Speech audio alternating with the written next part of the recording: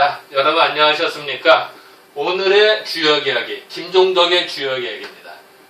전에도 말씀드렸습니다만 이제는 우리가 공부를 하는 데 있어서요, 괴를 하나를 집중적으로 이렇게 설명하는 게 나을 것 같아서 지난번에 이어서 천지빛계 이제 두 번째 시간을 갖도록 하겠습니다. 여기 써있지만 통태하기에는 어려우나 비색하기는 쉽다 이렇게 써놨는데요. 통태는요, 일이 잘 풀리는 거예요. 소통이 되고 잘 풀리는 거는 어려운데요. 망하는 건 쉬워요. 비색은 막히는 거예요. 탑을 쌓는데 탑을 쌓기는 어려워요. 무너뜨리는 건 순식간에 돼요. 집도요, 집을 짓는 데는 오랜 세월이 걸려요. 근데 부실 때는 어때요? 그거 시간 별로 안 걸려요. 그죠? 사람도 마찬가지예요. 명예를 쌓아 올리는 데는 힘이 많이 드는데요. 추락하는 건 한순간입니다. 회사도 진급을 해서 올라가는 건 어려운데요. 명예퇴직 당하는 건 순식간이에요. 산도요, 오르는 건 힘든데요. 내려가는 건 쉬워요. 그죠? 이래서 세상은 통태, 일이 잘 풀리기는 어려워요. 그런데 꼬이는 거는 무지하게 쉽다는 거예요. 이런 주제로 약간 보도록 하겠습니다. 여기에 보면은요, 이게 이제 지천택계인데요. 지천택계의 특징은요, 위에 땅이 있고 밑에 하늘이 있어요. 하늘은 위로 올라가려고 그래요. 예를 들어서 회사 사장님이 종업원 아래로 깨갱하고 내려가서 종업원하고 같은 사원 식당에서 밥을 같이 먹거나 사원을 모셔.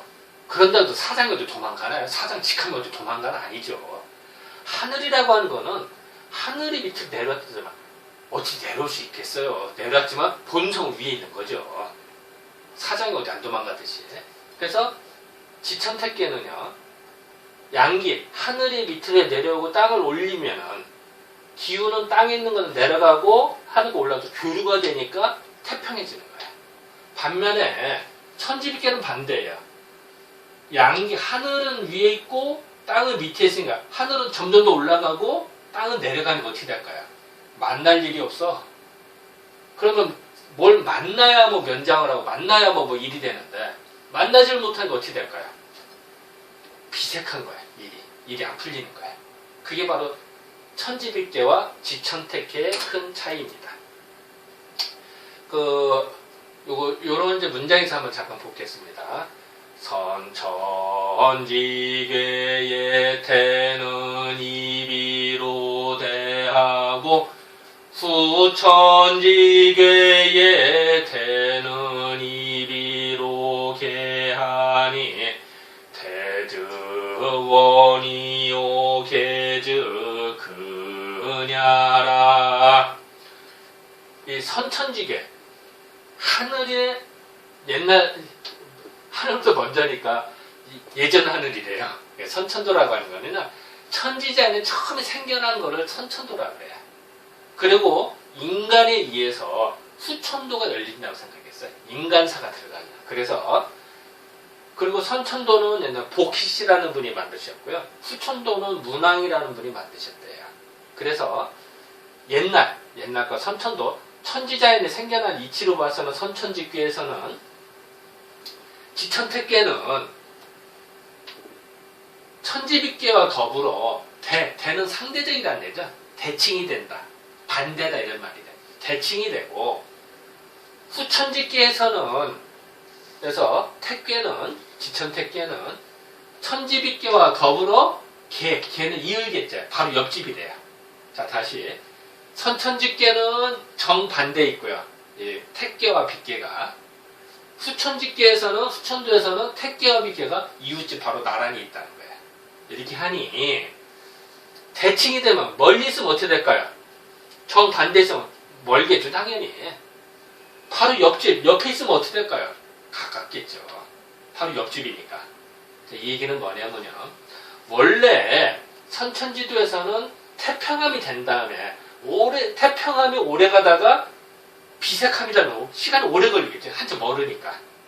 그런데 인간에 의해서 살아가는 후천도에 있어서는 바로 옆집이야. 태평함은 금방이고 바로 비색한 걸로 넘어간대요. 왜? 인간의 욕심이 앞서니까. 인간사가 들어가면, 인간의 욕심이 들어가면 꼭 잘 자가도 파토가 나는 거야. 잘 나가다도 회사가 망하는 거야. 나라가 잘 돼가도 나라가 쫄딱 망하는 거야. 백성이 고통스럽다. 왜? 인간의 욕심이 앞서니까. 그게 개입이 돼. 인간의 욕심이 안 들어갔다면은 천지자연의 선천도에서는 오래 가는데 태평함이. 인간의 욕망인가 이게 들어가면 꼭 금방 옆으로 된다. 이런 이야기가 나옵니다. 그거를 요거 이제 해석해서 써놓은 거고요. 한번 읽어보시고요. 자, 이건 이제 복희의 선천도예요. 복희들이 괴가 만들어진 순서예요. 본래.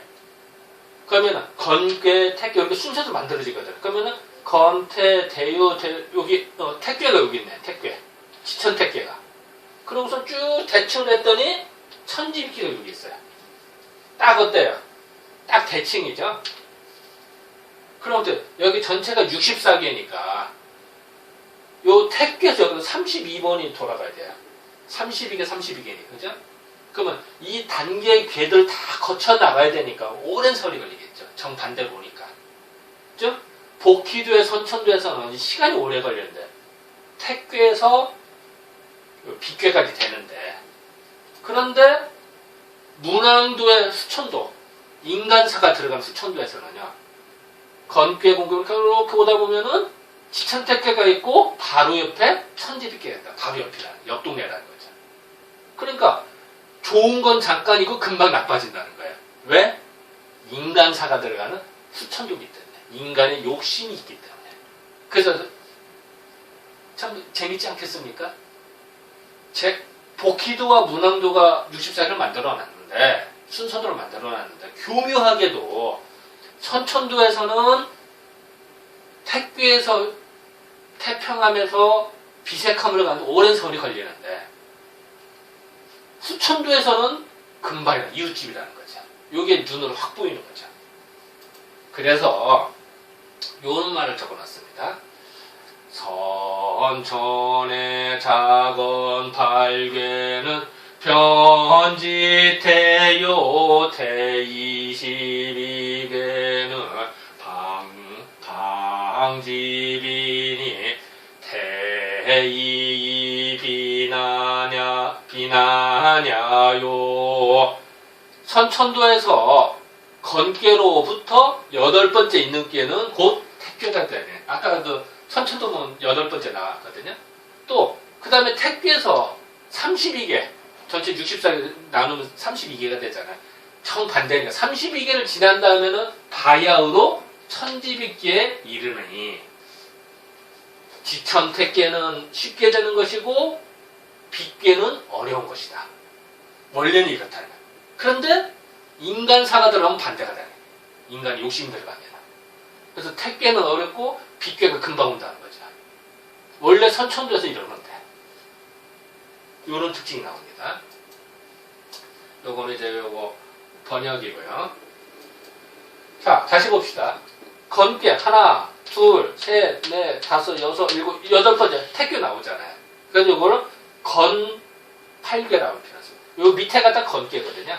밑에 학괴가 다 건괴 바탕으로 8개니까 건팔괴라고 하고요. 요거는 이제는 택팔괴라고 해요. 밑에가 택괴의 바탕으로 8개의 바탕은 택팔괴.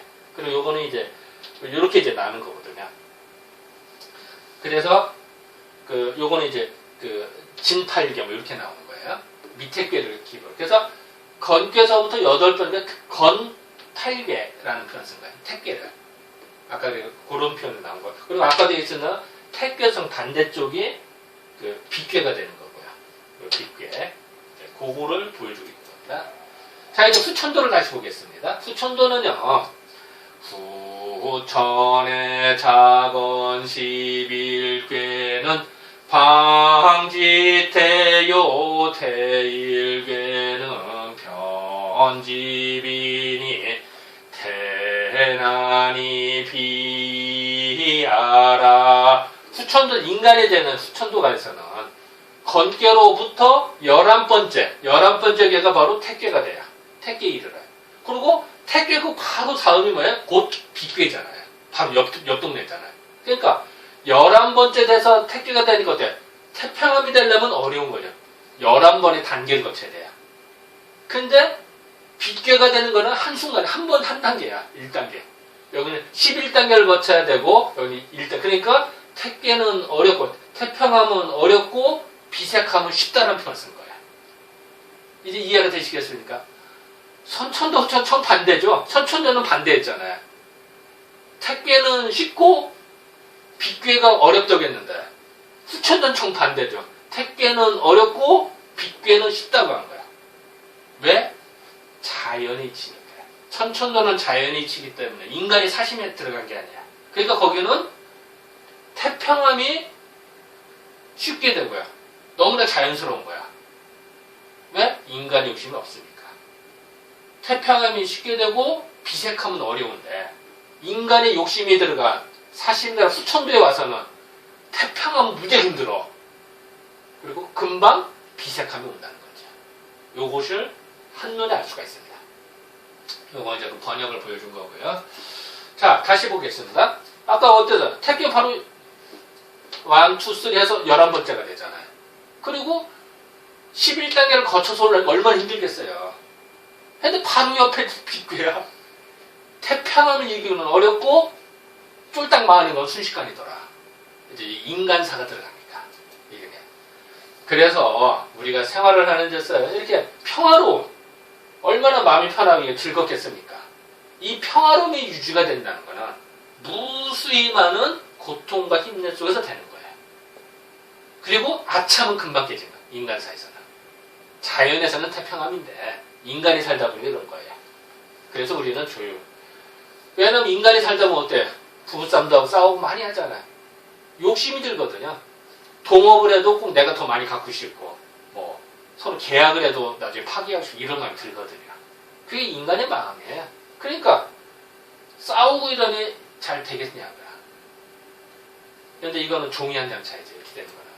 그래서 결론적으로 말씀드려서 복희도, 즉 복희의 선천도와 문왕의 수천도. 복희는 더 옛날 분이고 문왕은 그 후대 분이세요. 이거는 복희도는 천지자연의 그냥 자연 상태고요. 문왕도는, 즉 후천도는 인간이 인간의 일에 개입돼서 만드는 64개입니다.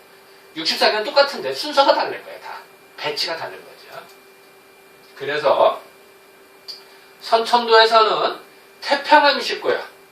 비색함은 어려워요. 그죠? 그런데 후천도에서는 어떻게 되죠? 인간의 일이 들어 후천도에서는 태평함은 어렵고 오히려 비색함은 쉬워요. 정반대가 되는 거예요. 이게 바로 주역의 이치라는 거예요. 자, 다시 보면요. 인간의 욕심이 배제되면 정말 일이 잘 풀려요. 그런데 인간의 욕심이 꼭 들어가거든요. 솔직히 말 저도 그래요. 저도 인간의 마음이 들어가거든요. 그러면 일이 꼬이게 되는 거야. 이게 세상의 이치임을 주역에서 갖죠. 선천도, 후천도에서. 지천택계와 천지빗계가 순서만 갖고도 우리는 알 수가 있다는 거죠. 그래서 그럼 과연 우리는 인생을 어떻게 대처할 것이냐? 자, 물음표가 붙죠. 거기에 따라서 우리가 이런 흐름을 알아서 대처를 잘 하는 것이 주역을 공부한 이치지 않을까라고 생각이 듭니다. 자, 오늘의 주역 이야기 이것으로 마치겠습니다. 네, 감사합니다.